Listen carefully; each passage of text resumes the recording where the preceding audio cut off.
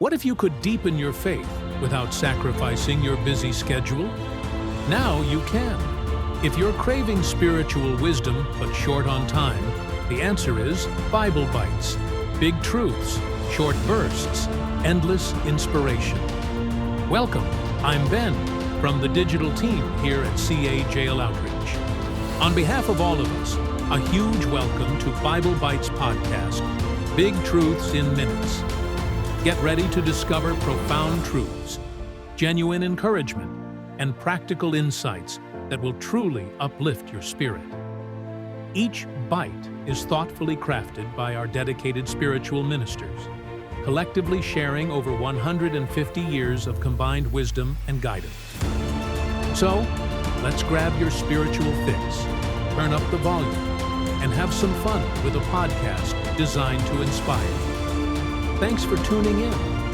I'll turn it over to your CA Jail Outreach podcast hosts for today, Trinity and Steve. And now, I'll leave you with our organization's signature, Until the Trumpet Blows. Hi, everyone, and welcome. You just heard the voice of Ben from our digital team in the introduction. Thanks, Ben. I'm Trinity, and joining me is Steve. We're part of the CA Jail Outreach digital community team. We're really excited to be working with CA Jail Outreach. The work they do is just incredible, truly making an impact. Absolutely, it's inspiring. Now, just a quick note on how we put these together. We work with ministries who provide wonderful written materials, these Bible Bites. Our ministers focus on their vital work, and we, the digital team, transform their insights into these podcasts to share them widely. It's a great process letting those powerful messages reach more ears. The writer for today's Bible Bite, whose name you can find in the description, has really poured a lot of study and prayer into this. You can feel the commitment. You really can. And this writer, like us, shares that passion for delivering big truths in a short amount of time, especially to help folks, maybe even you, who have loved ones navigating the complexities of the jail system. So, welcome to Bible Bites podcast, Big Truths in Minutes. Our goal is exactly that powerful spiritual knowledge concisely delivered. And today's Bible Bite, it starts with a really powerful quote from the writer. It does. Listen to this. When you show up to serve, God shows up with strength. Even the smallest act can conquer the greatest giant. Wow. That really sets the stage, doesn't it? It absolutely does. And it makes you think, have you ever felt, underestimated, maybe overlooked, or just like you weren't quite enough for whatever challenge was in front of you? I think everyone feels that way sometimes. Yeah, exactly. Well, today we're diving into a story about someone who definitely knew that feeling, David. But his story, as the writer unpacks it, shows us something amazing. Potential isn't really about your size or your past or what other people think. It's about something deeper. Precisely. Yeah. And the writer of this Bible Bite has titled this exploration, Hearts to be a Servant, David's Unexpected Path to Greatness. What a fantastic title. It really captures the essence of it. Okay, let's jump into the first section, which the writer calls Meet David, the Unlikely Hero with a Servant's Heart. Again, great subtitle. So picture the scene. It's pretty dire. You've got this giant Goliath, a brute of a warrior decked out in armor, shouting threats. And he's got an entire army, the Israelite army, completely terrified. We're talking seasoned soldiers, even the king just shaking in their boots. Nobody wants to face this guy. Nobody. And then who steps onto the scene? Not some champion warrior. No, it's... Well, the writer describes him perfectly. A young, scrawny shepherd boy named David. Maybe still got sheep wool stuck to his clothes, you know? Huh, yeah, probably. Yeah. And that contrast is just so stark, isn't it? Goliath, this image of overwhelming power and fear, and then David, humble, young, seemingly totally unprepared. It's the classic underdog setup, and the writer uses this contrast brilliantly to draw us in. It really sets the stage for challenging our ideas about where real strength comes from. And here's a key point the writer highlights, something really interesting about David's arrival. He wasn't there looking for a fight, not at all. Right. He wasn't trying to be a hero. No, he was just obeying his dad. His father, Jesse, had told him to take some food to his older brothers who were soldiers on the front lines. The writer points us to the scripture, 1 Samuel 17, verse 17. It says, And Jesse said unto David his son, Take now for thy brethren an ephah of this parched corn and these 10 loaves, and run to the camp to thy brethren. An ephah, that was a fair bit of grain, wasn't it? Yeah, like a basketful. Enough for a decent meal for his brother. So David was just running an errand, basically, delivering supplies, serving his family. And this is where the writer makes such a brilliant observation. David's focus, it was purely on serving others in that moment. And that simple act of obedience, that heart to serve. Led him right into the middle of God's bigger plan. Exactly. It shows how just doing the next right thing, even small things, faithfully, well, it can position you for something extraordinary. The writer really nails how everyday obedience can have these huge, unforeseen consequences. Which brings us perfectly to the next section the writer lays out. What made David so special? It's the question on everyone's mind, right? Absolutely. I mean, how does a kid, a shepherd boy, face down a battle-hardened giant that has a whole army running scared? There had to be something different about him. Well, the writer breaks down these qualities for us in this Bible bite. First point, he had a heart for service and obedience. We just touched on that. Exactly. He wasn't there for glory. He wasn't looking for a spotlight. He was just doing what his father asked, serving his family. And it was while doing that simple, humble task that he encountered Goliath. And the writer really emphasizes that, how serving others, being obedient in the small things, can actually align us perfectly with God's larger purposes, maybe even purposes we don't see yet. It's a powerful thought. Okay, second quality the writer points out. He had a heart for God. This is crucial. It really is. David wasn't focused on Goliath's size or his spear or the scary threats. His focus was locked onto God's power. He saw the salvation through a different lens. A lens of faith. Totally. And that comes through in his famous declaration to Goliath. The writer reminds us of those bold words. You come against me with sword and spear and javelin, but I come against you in the name of the Lord Almighty. Wow. Just imagine the conviction in that statement. It's pure faith. The writer really illuminates how powerful it is to rely on God, on that unseen strength, rather than just what you can see like a massive angry giant. It gives you chills, doesn't it? Okay, third quality. He used what he had. This is so practical. It is.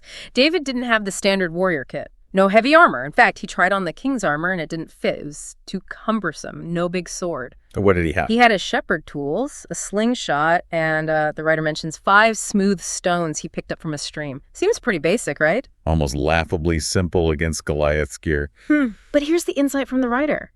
David wasn't just carrying a slingshot. He was a master at using his tools. Why? Because he practiced every day, protecting his sheep from lions and bears out in the fields. He'd honed that skill. And the writer's insight here is just brilliant. David took his everyday skills and trusted God to multiply them. It wasn't about getting new, fancy equipment.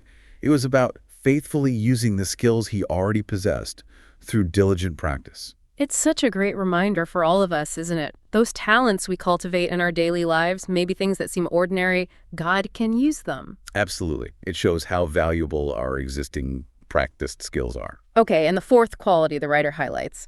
He saw opportunity, not just obstacles. Perspective. So important. Totally. Everyone else looked at Goliath and saw this, insurmountable problem. They were paralyzed by fear. Understandably so from a human perspective. Right. But David, he looked at the same giant, the same situation, and the writer says he saw an opportunity to show God's glory and save his people.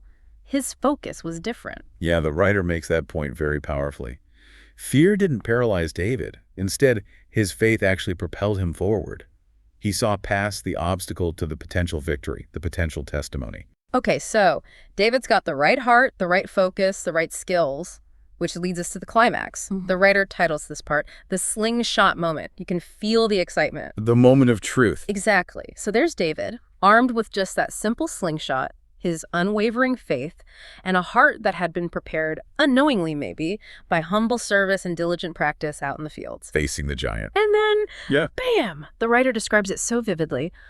One stone, one precise shot, and Goliath tumbled. The giant went down. Incredible. The ultimate underdog victory. It really is. The unlikely shepherd boy becomes a legend. And the writer draws out the core lesson so clearly from this event. What's the key takeaway here? The writer puts it this way. It was through his obedience in a small task that God blessed him with the strength and courage to defend Israel against a big challenge. That's powerful. That link between the small obedience and the big empowerment. The writer really understands how God works through humility and faithfulness. Which leads us perfectly into the application section.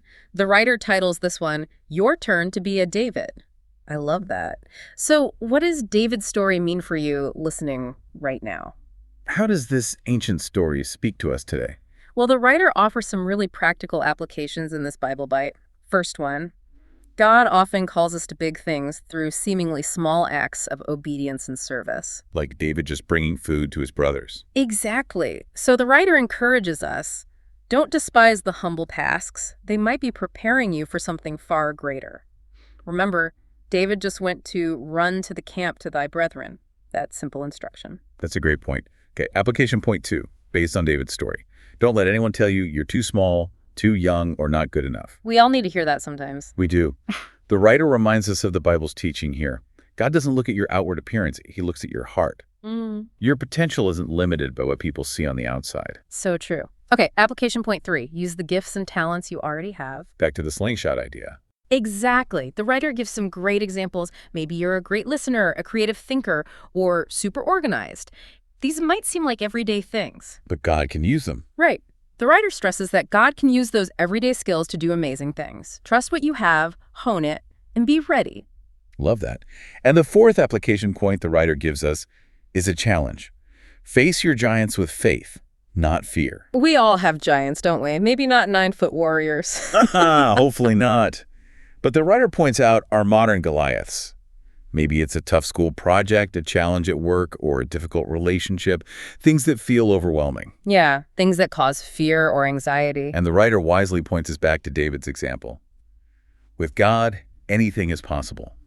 Let faith, not fear, be your driving force when you face those challenges. So wrapping up these application points, the writer's overarching message in this Bible bite is really clear. What's the big picture takeaway? It's that having a heart for God, developing a spirit of obedience and service, and faithfully using what you have, those things together, can empower you to conquer your giants and live out the amazing plan God has for your life. That's a hope-filled message. It really is. And the writer leaves us with this powerful concluding thought for this section. Your greatest victories often begin with a heart ready to serve, not a desire to shine. That really cuts through the noise, doesn't it? Service over spotlight. It does. And it leads to the writer's final compelling question for you, the listener, to think about. What small act of obedience or service might God be using to prepare you for something big in your life? That's something worth pondering. Definitely.